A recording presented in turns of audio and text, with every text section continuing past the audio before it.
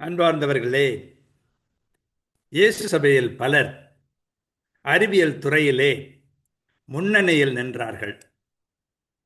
பல்வேறு துறைகளிலே தடம் பதித்தார்கள். அவர்களிலே ஓரிருவரை பற்றி உங்களோடு இன்று பகிர்ந்து கொள்வதற்காக விரும்புகிறோம்.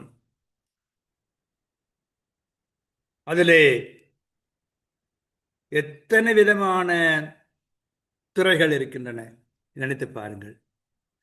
அறிவியலிலே அத்தனை துறைகளிலும் தடம் பதித்த இயேசு சபையாரை காணலாம். இறையியல், மானுடையியல், மெய்யியல், புவியியல், இயற்பியல், வேதியியல், விலங்கியல், தாவரையியல், நாணவியல், வானியல், அரசியல், அமைச்சியல், வணிகையியல், இன்னும் எத்தனை இயல்களோ அந்த எல்லா துறைகளிலும் ஓரிரு இயேசு சபையாராவது ஒப்பற்ற பணி புரிந்திருக்கிறார்கள் என்று உறுதியாக சொல்ல முடியும். தந்தை குஸ்மாவோ பார்த்தலோமேயோ என்பவர் 17-18ஆம் நூற்றாண்டை சேர்ந்தவர். ஆகாய விமானம் கண்டுபிடிப்பதற்கு முன்னால் வானிலே பறந்து காட்டினார். ஒரு குடையின் கீழ் சூடான காற்றை அடைத்து மேலிருந்து கீழையும் கீழிருந்து மேலையும் பறந்து காட்டினார். ஆனால் ஒரு விபத்து நேர்ந்து விட்டது.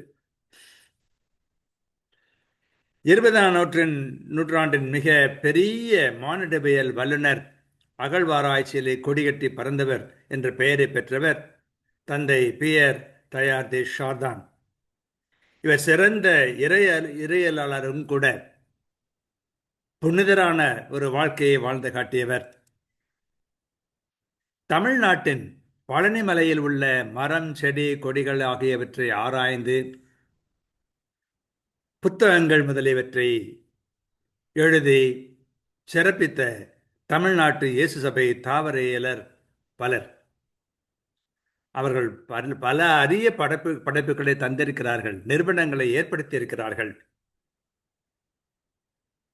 அவர்களிலே ஒரு சிலர் இன்றளவும் வாழ்ந்து கொண்டிருக்கிறார்கள் என்று சொல்லலாம்.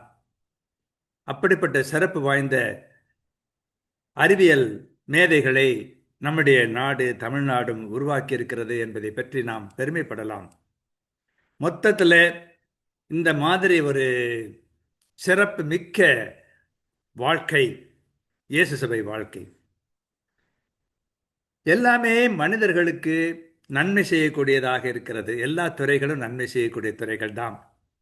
ஆகவே எவையெல்லாம் மனிதரோடு தொடர்புடையதோ அதிலெல்லாம் இயேசு சபையார் முன்னணியில் நிற்க வேண்டும் என்பதுதான் புனிதர் இஞ்ஞாசியாருடைய கனவு. அந்த கனவு இந்த 5 நூற்றாண்டுகளாக தொடர்ந்து நிறைவேற்றப்பட்டு கொண்டிருக்கிறது என்பது பெரும் மகிழ்ச்சிக்குரிய ஒன்றாகும். ஆகவே இத்தகைய சாதனைகள் புரிவதற்கான வாய்ப்புகளை எம்பெருமான் இயேசுநாதர் எங்களுக்கு தந்திருக்கிறார் என்பதை குறித்து நாங்கள் பெருமைப்படுகிறோம், அவரை வாழ்த்துகிறோம். இந்த வாய்ப்பு கிடைத்த உங்களுக்காகவும் நாங்கள் நன்றி செலுத்துகிறோம்.